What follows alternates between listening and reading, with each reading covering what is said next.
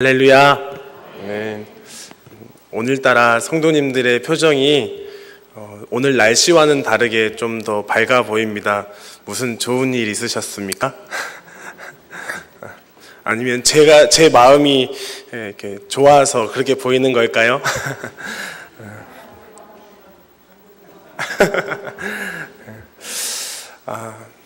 네. 우리는 살아가면서 종종 힘든 일을 겪곤 합니다. 마음적으로 또 육체적으로 우리의 마음을 힘들게 하는 일들이 종종 일어나곤 하지요. 그래서 우리는 그것을 시험이라고 부릅니다. 그런데 이 시험을 좀 생각해 볼 때 크게 두 가지로 나눌 수 있지 않을까 생각해 봅니다. 믿음을 가지고 있는 사람들에게 시험이 찾아온다는 것은 그 자신의 믿음의 상태를 다시 한번 되돌아보고 내가 믿음 가운데 잘 서 있는지 점검하기 위한 시험이 있을 것 같습니다. 그래서 내가 하나님의 말씀대로 잘 살아가고 있는지 그것을 점검하기 위해서 하나님께서 우리에게 주신 시험이 있을 것 같고요. 또 한 가지는 우리가 하나님의 뜻대로 하나님이 원하시는 길로 가지 않을 때에 우리에게 주시는 시험이 있습니다. 그래서 하나님의 말씀을 따라 살아가지 않는 사람들, 하나님의 말씀에 순종하지 않을 때에 이놈 어디 가니? 믿음의 길로 가야지 라고 주시는 하나님의 시험이 있는 것 같습니다. 첫 번째 말씀드렸던 우리의 믿음을 시험하기 위한, 믿음을 연단시키기 위한 시험은 성경에서 찾아보면 욥을 들 수 있을 것 같습니다. 왜냐하면 욥기 1장에서 하나님은 욥에 대해서 이렇게 말씀하시지요. 온전하고 정직하고 하나님을 경외하고 악에서 떠난 자라 라고 말씀하십니다. 여기까지만 보면 욥이 고난을 받아야 될 이유가 전혀 없지요. 욥이 시험을 받아야 할 이유가 전혀 없습니다. 오히려 하나님 앞에 복을 받았으면 더 받았어야 옳은데 욥은 하루아침에 자기 자녀들이 다 죽습니다. 그리고 자기가 가지고 있던 재물들이 하루아침에 다 날아가 버리죠. 그것도 모자라서 자기 몸에 종기가 생겨서 긁지 않고는 견딜 수 없는 고통까지 겪게 됩니다. 이런 첫 번째 욥의 경우가 우리가 시험을 당하는, 믿음이 있는 사람들에게 시험을 주시는 하나님의 예를 잘 드러내는 경우라고 생각이 듭니다. 우리가 잘 아는 것처럼 욥은 그렇게 힘든 상황 가운데 있었지만 어떻게 살았습니까? 하나님을 떠나겠다고, 하나님을 포기하지 않겠다고 그렇게 고백하며 산 줄로 믿습니다. 또 한 가지, 하나님의 뜻대로 살아가지 않고 하나님이 원하시지 않는 길로 살아갈 때에 하나님은 우리들에게 시험을 주십니다. 그것을 우리는 어떻게 알 수 있냐면 이스라엘 민족들이 어떻게 살았는지 성경 말씀을 통해서 우리는 알 수 있습니다. 이스라엘 민족들이 다른 이방 민족들과 전쟁에서 패배할 때마다 하나님은 그 패배를 어떻게 말씀하셨습니까? 너희 가운데 하나님의 길로 가지 않아서 너희에게 승리를 주지 않겠다, 너희를 패배시키겠다 말씀하시는 것이죠. 이스라엘 민족들이 애워싸이고 전쟁에서 패배하고 포로로 끌려가고 다른 나라에 종속당하고 지배를 당하는 그것을 통해서 하나님은 이스라엘 민족들로 하여금 하나님을 떠나 살아가는 것이 옳지 못하다라고 말씀하여 주시는 것입니다.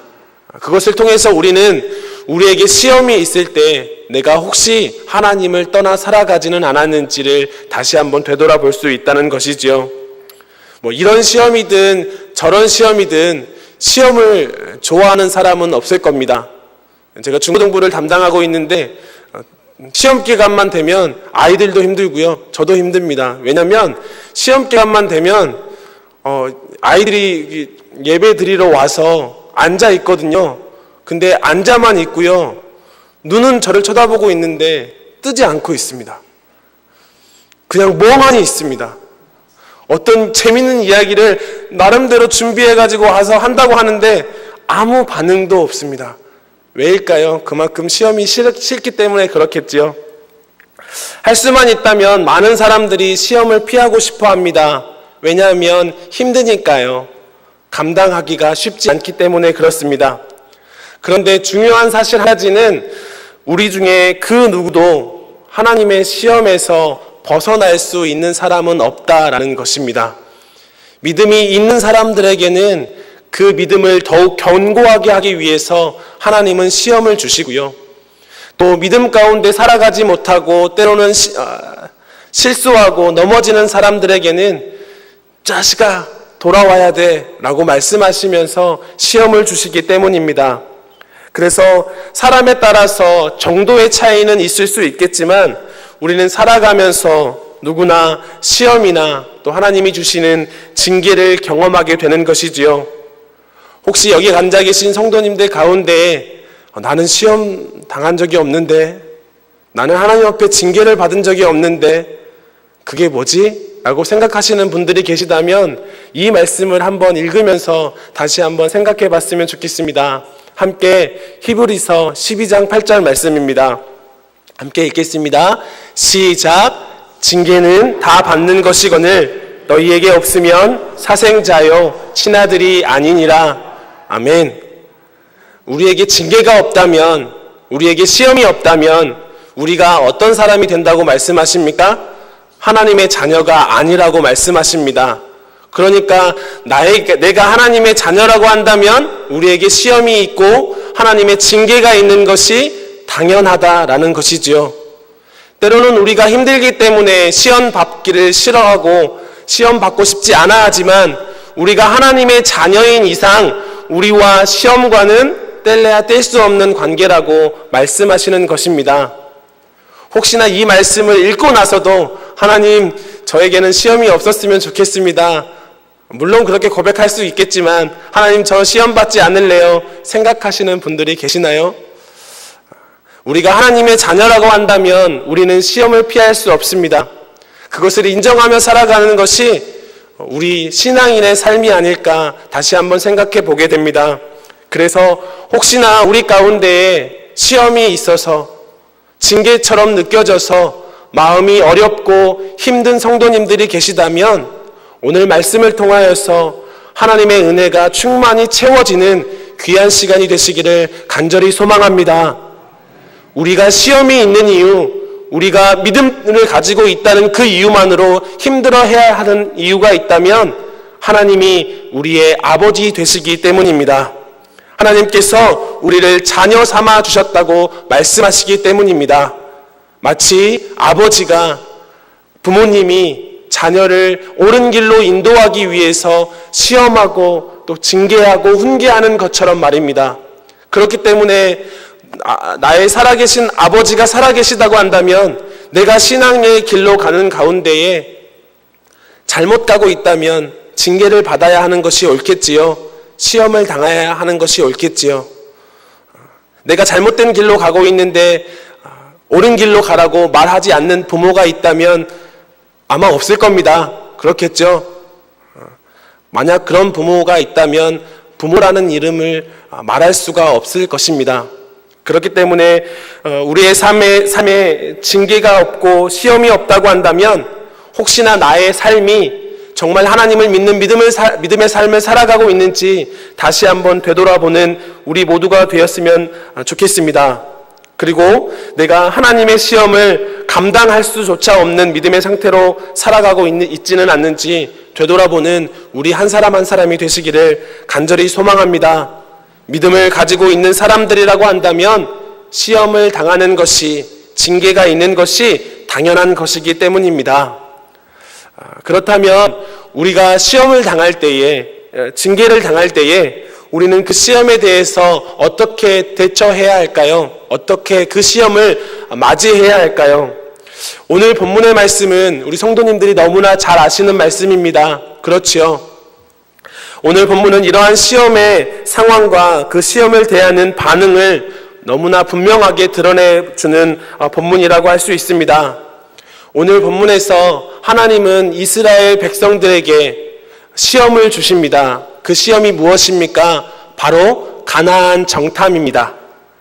그냥 그 땅에 있으니까 내가 너희에게 이 땅을 주겠다고 약속해 주었으니까 너희들은 그냥 가서 거기서 살아가면 돼 라고 말씀하시면 좋겠지만, 하나님께서는 그 땅을 정탐하게 하시고 또 그 땅을 정복하게 하시고 우리의 어떤 수고를 겪어서 그 땅에 들어갈 수 있게끔 만드시는 것을 우리는 볼 수 있습니다. 그래서 이스라엘 향해서 우선 가나안 땅을 정탐해라 라고 말씀하고 있는 것이지요. 그래서 우리가 잘 알고 있는 것처럼 몇 명이 선택되어서 가나안 땅을 정탐하게 됩니까? 12지파에서 한 명씩 선택이 되어서 12명이 가나안 땅을 정탐하게 됩니다. 그런데 이 말씀을 읽으면서 또 묵상하면서 이런 생각을 해봤습니다. 하나님이 굳이 12명을 선택해서 가나안 땅을 정탐하기로 계획하셨고 작정하셨다고 한다면 그냥 믿음 좋은 사람 12명을 택해서 보내셨으면 더 일이 수월하지 않았을까라고 생각해 보았습니다. 왜냐하면 우리가 잘 아는 것처럼 이 12명의 정탐꾼이 가나안 땅을 정탐하고 돌아와서 두 가지의 반응으로 나뉘지요. 하나님께서 원하시는 반응도 물론 있었지만 안타깝게도 하나님이 원하시지 않는 반응도 있었습니다. 그런데 그냥 애초부터 하나님께서 믿음 좋은 사람 12명을 택해라. 그래서 그 인원들로 하여금 가나안 땅을 정탐하게 해라 라고 말씀하셨다면, 그 12명 믿음 좋은 사람이라고 뽑혔던 그 12명이 가나안 정탐을 하고 돌아오면 모두가 다 12명이 다 한 목소리로 여호수아와 갈렙처럼 그 땅은 하나님이 주신 땅입니다. 그 땅은 우리가 취할 수 있는 땅입니다. 거인들이 있지만 우리가 나아가서 승리할 수 있는 땅입니다 라고 그렇게 보고가 드러나지 않았을까요? 그런데 하나님은 그렇게 하지 않으셨습니다. 이 말씀을 묵상하면서 저에게 그런 마음이 들었습니다. 어떤 마음이 들었냐면요, 하나님께서 꼭 믿음 좋은 사람만 사용하시는 것이 아니구나, 그런 생각이 들었습니다. 그러면서 하나님께서 믿음 좋은 사람만 사용하신다면 지금 여기서 설교를 하고 있는 저도 그렇게 사용하지 않으실 수도 있겠구나 라는 생각이 들었습니다. 그래서 하나님께서 이스라엘 백성들 각 지파에서 한 명씩 뽑아서 믿음이 있고 믿음이 없는 사람들이 있었겠죠.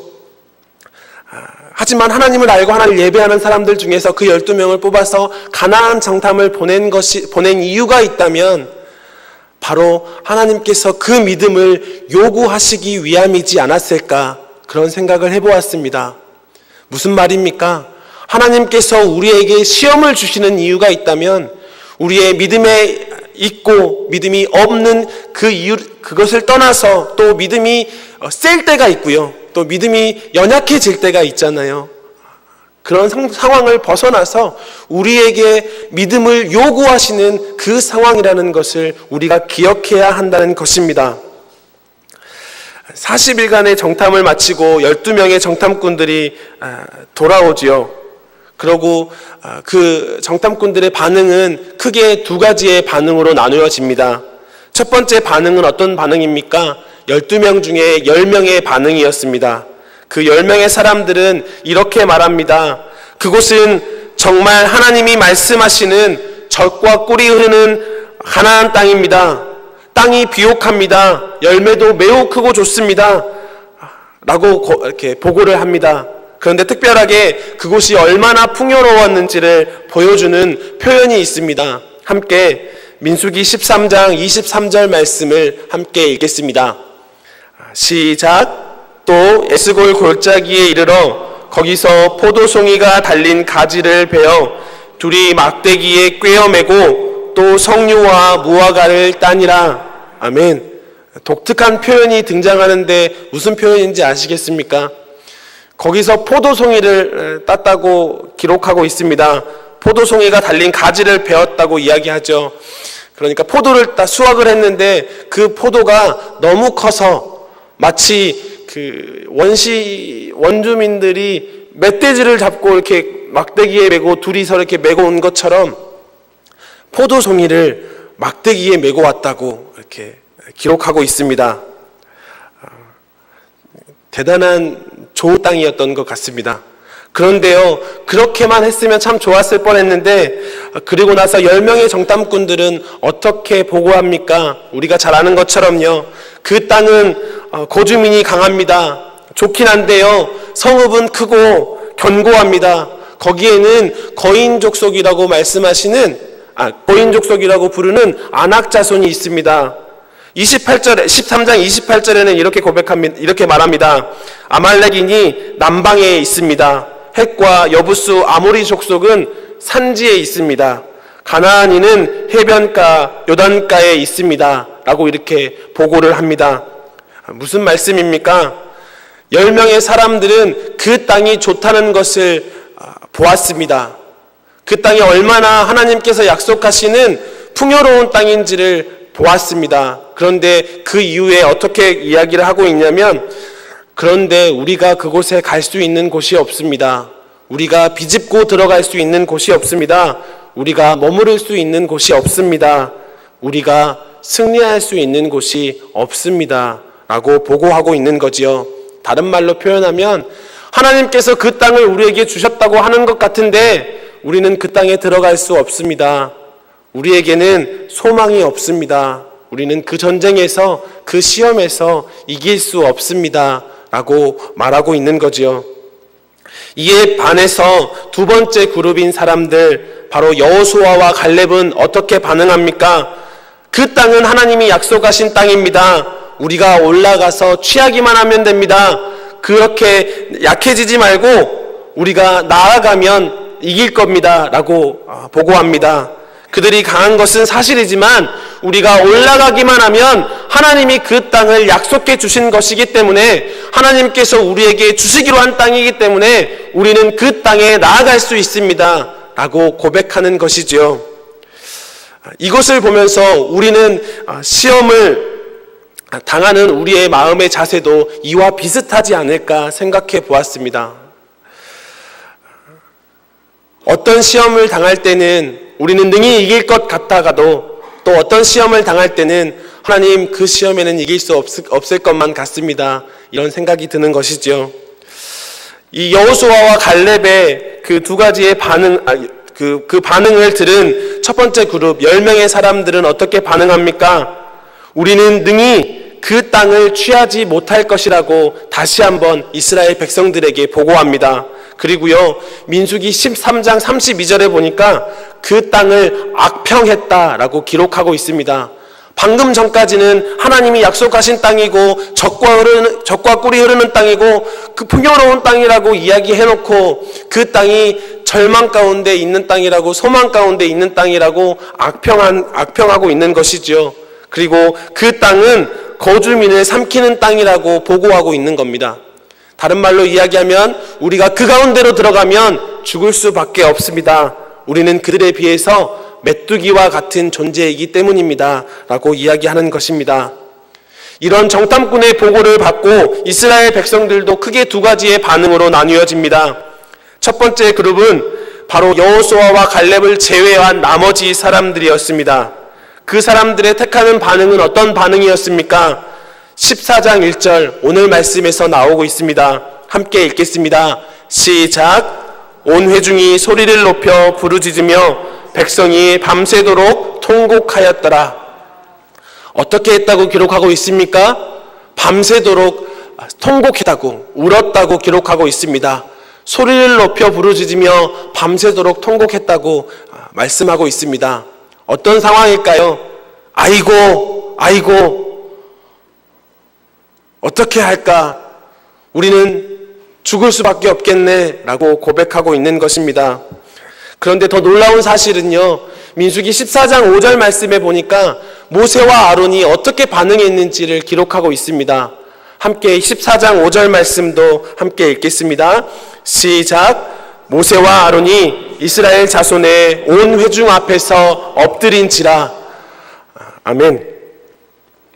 모세와 아론이 정말 믿음 가운데 살았던 사람이라면, 그 당시에 하나님께서 약속하신 그 땅을 정말 믿음으로 취했던 사람이라고 한다면, 10명의 정탐꾼들이 와서 그 땅은 정말 좋은 땅인데 우리가 갈 수 없습니다. 우리가 승리할 수 없습니다. 이런 보고를 듣고 어떻게 말해야 옳은 걸까요?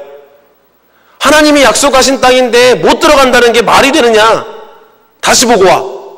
다시 똑바로 보고 와. 이렇게 말해야 되는 것이 옳지 않을까요?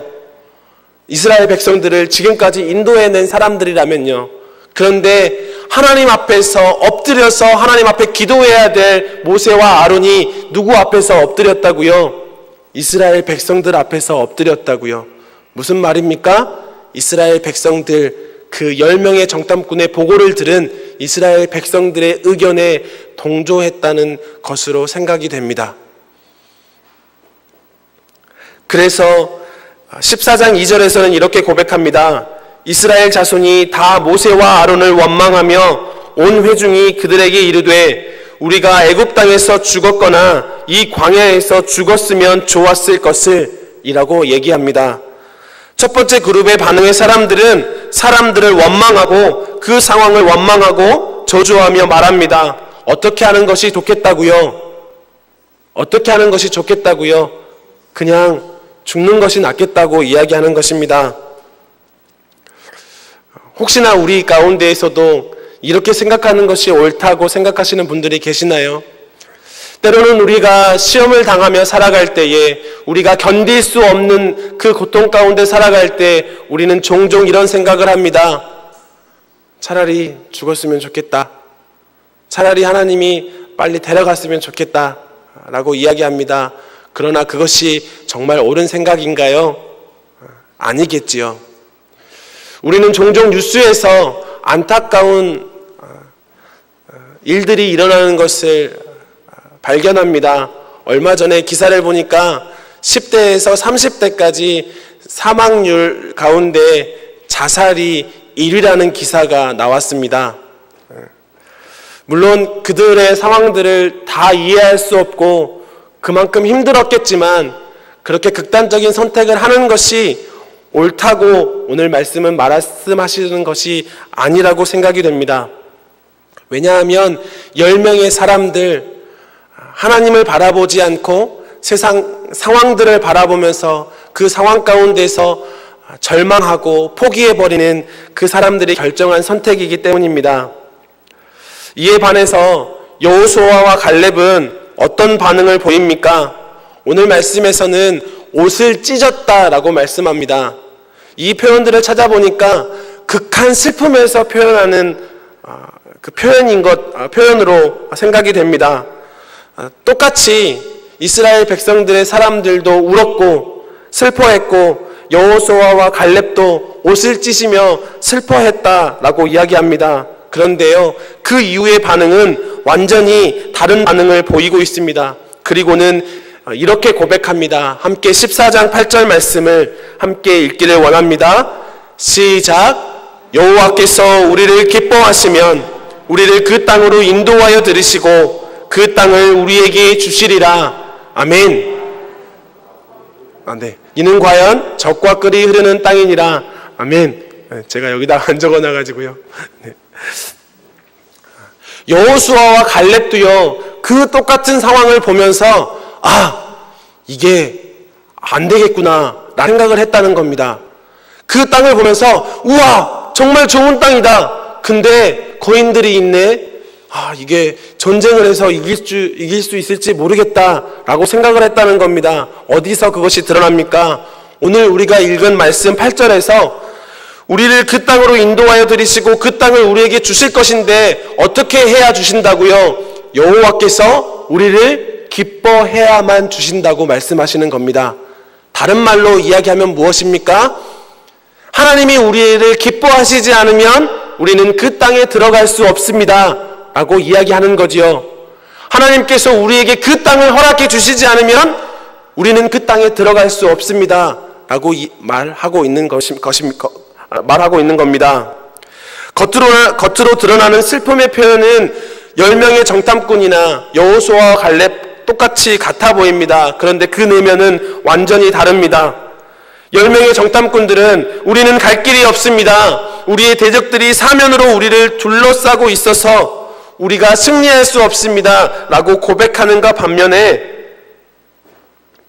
여호수아와 갈렙은 하나님께서 기뻐하신다면 우리가 그것을 능히 이길 수 있습니다. 라고 고백하고 있는 것입니다.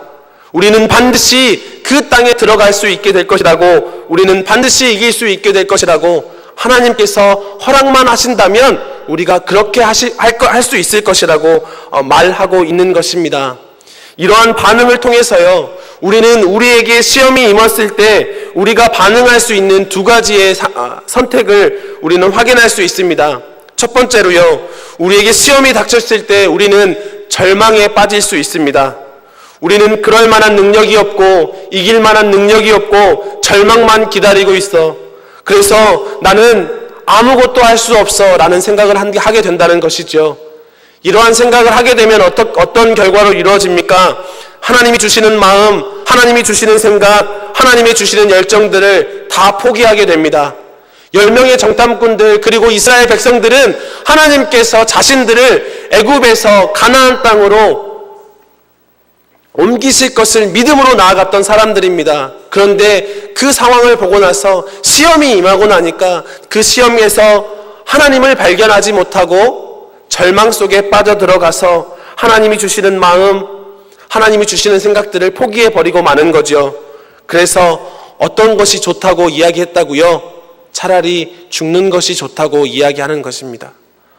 그리고 차라리 돌아가서 예전으로 하나님을 몰랐을 그때에 하나님의 인도하심을 받기 이전의 삶으로, 노예로 돌아가는 것이 좋다고 이야기하는 것이지요.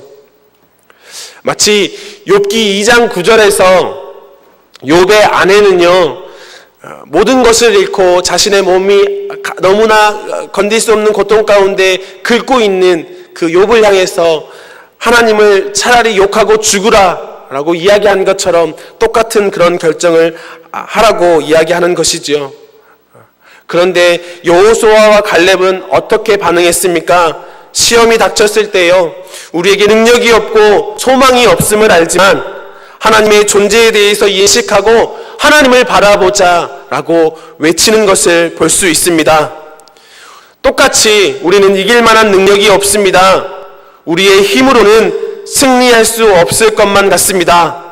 그러나 포기하지 않겠습니다. 그러나 주저앉지 않겠습니다. 그러나 멈춰서지 않겠습니다. 하나님만을 바라보겠습니다. 하나님만을 의지하겠습니다. 라고 고백하고 있는 것이죠.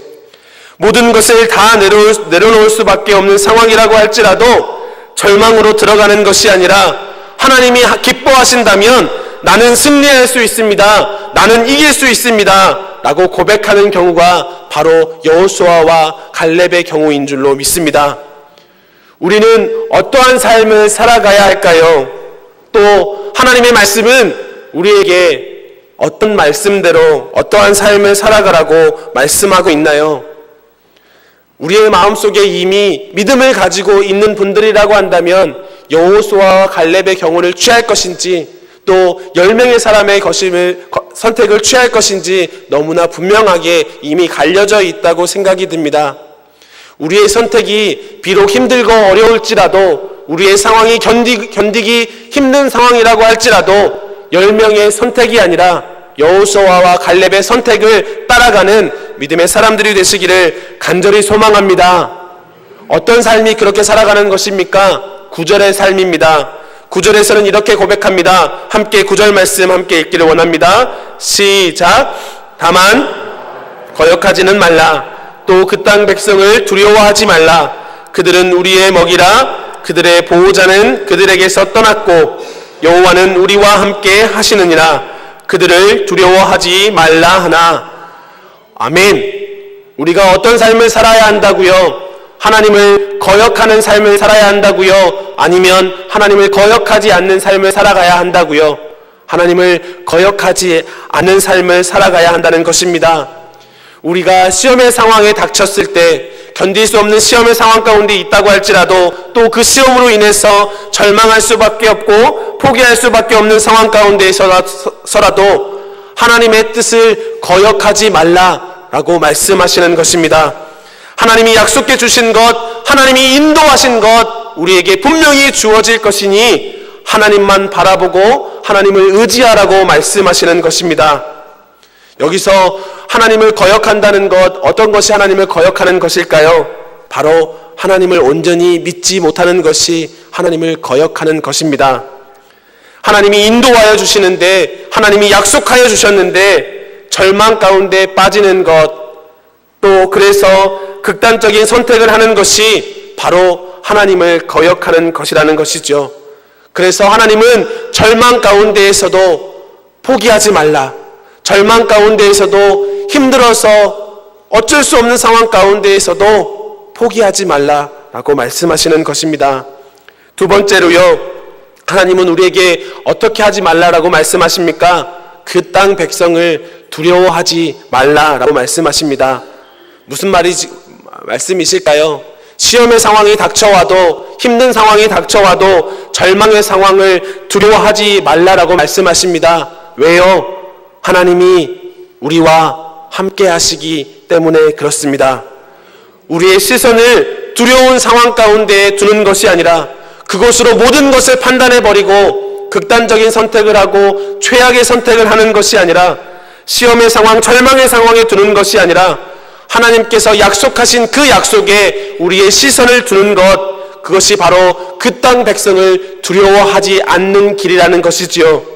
안 된다고 말할 수밖에 없는 상황 가운데에서도 하나님 때문에 일어날 수 있습니다, 하나님 때문에 이길 수 있습니다 라고 고백하는 것이 바로 믿음을 가진 자들에게 요구되는 믿음의 삶이라는 것입니다.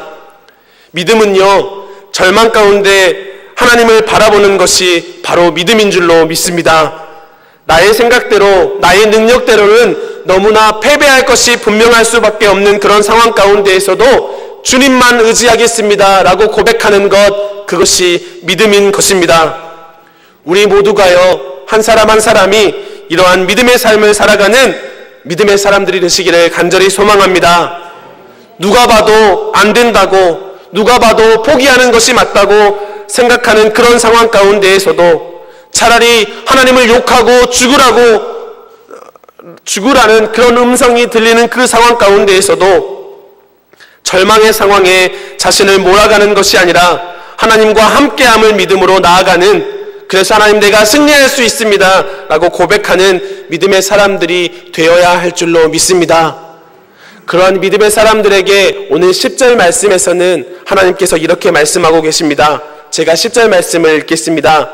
온 회중이 그들을 돌로 치려 하는데 그때에 여호와의 영광이 회막에서 이스라엘 모든 자손에게 나타나시니라. 아멘. 무슨 말씀입니까? 온 회중은요, 여전히 믿음의 고백을 하고 있고 여전히 하나님의 뜻에 따라서 거역하는 삶이 아니라, 두려워하는 삶이 아니라 그 땅에 능히 들어갈 수 있다고, 승리할 수 있다고, 이길 수 있다고 고백하는 여호수아와 갈렙을 여전히 돌로 쳐서 죽이려고 하고 있습니다. 그런데 그곳으로 끝나버리는 이야기가 아니라 어떻게 된다고요? 승리하신 하나님의 영광이 우리 가운데 임하게 된다고 말씀하시는 것입니다. 우리가 시험 가운데에서도 포기하지 않아야 되는 이유가 여기에 있겠죠. 우리가 절망의 상황 가운데에서도 하나님 때문에 이길 수 있습니다 라고 고백해야 되는 이유가 여기에 있는 것입니다.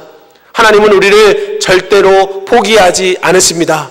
하나님은 약속하시는 것을 반드시 이루시는 하나님이신 줄로 믿습니다. 그렇다고 한다면 우리가 하나님의 자녀로 우리에게 주어진 시험 가운데서 하나님은 우리에게 믿음을 요구하시고 우리는 그 믿음으로 말미암아 하나님 내가 이길 수 있습니다 라고 고백하는 삶을 살아갈 수 있게 된다는 것이죠. 그리고 여호와의 영광이 우리와 함께 하게 된다라고 말씀하시는 것입니다. 오늘의 말씀을 기억하면서 우리의 삶이 시험의 상황 가운데에서도 여전히 하나님을 바라보는 삶이 되시기를 간절히 소망합니다. 우리 모두가 하나님의 자녀로 우리에게 주어진 시험을 믿음으로 잘 이겨내는 한 사람 한 사람이 되기를 간절히 소망합니다. 언제 어디서라도 어떠한 상황 가운데 있다고 할지라도 하나님이 함께하여 주시면, 하나님이 동행하여 주시면 하나님 내가 이길 수 있습니다. 능히 이길 수 있습니다. 라고 선포하며 고백함으로 나아감으로 말미암아 날마다 하나님의 영광이 가득한, 하나님의 영광이 우리와 함께하는 귀한 믿음의 삶을 살아가는 우리 모두가 되시기를 간절히 소망합니다. 함께 기도하시겠습니다. 하나님 아버지 감사합니다. 여전히 부족하고 약하지만 우리에게 믿음을 주셔서 감사합니다. 하나님, 시험을 당하고 어려운 일을 당해서 절망의 상황이라고 생각이 될 때에도 하나님 포기하는 것이 아니라, 주저앉는 것이 아니라 하나님 때문에 하나님이 기뻐하시면 이길 수 있습니다. 하나님이 함께 하시면 넉넉히 이길 수 있습니다. 라고 고백하는 우리 모두의 삶이 될 수 있도록 하나님 아버지 함께하여 주시옵소서. 이 모든 말씀 살아계신 예수님의 이름으로 간절히 기도드립니다. 아멘.